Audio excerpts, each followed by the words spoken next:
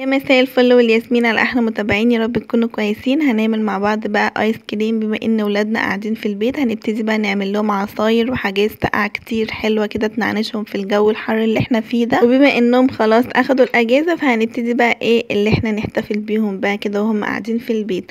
اول حاجه انا جبت الكنتالوب وغسلته وقشرته وقطعته كده صغيره وحطيته في الفريزر. واول ما اتجمد معانا طلعته كده على الرخامه يهدى شويه، وحطيت معلقتين لبن بودره ومعلقتين كريم شانتيه ومعلقه سكر، وده على حسب رغبتك. وهحط كل المكونات دي في الخلاط مع شويه لبن صغيرين اللي هو يجري معايا المكونات علشان تقدر اللي هي تتضرب بكل سهوله. وطبعا لو ما حطيناش اي سوائل الخلاط مش هيقدر اللي هو يلف معانا المكونات، فحطيت شويه لبن صغيرين. اتمنى بس لو وصلت معايا للمرحله دي ما تنسينيش بلايك واشتراك في القناه وتفعلي زر الجرس وتكتبي لي كومنت حلو منك يشجعني ان انا انزل فيديوهات اكتر واعمل معاكي وصفات اكتر.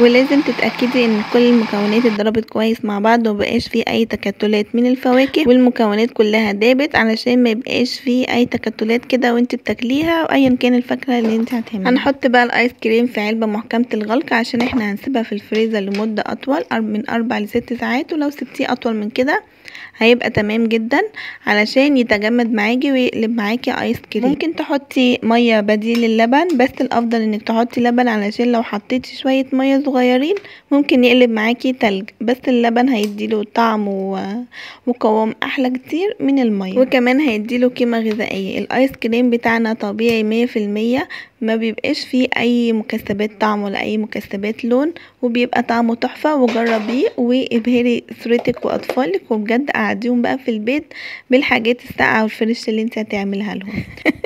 انا حاسه ان انا بعرض المنتج بتاعي، بقول لكم ان الايس كريم بتاعي طبيعي 100%.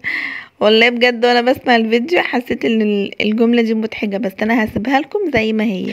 وبكده نكون خلاص خلصنا الفيديو بتاعنا. لو عجبكم هستنى رايكم في الكومنتات. باي باي.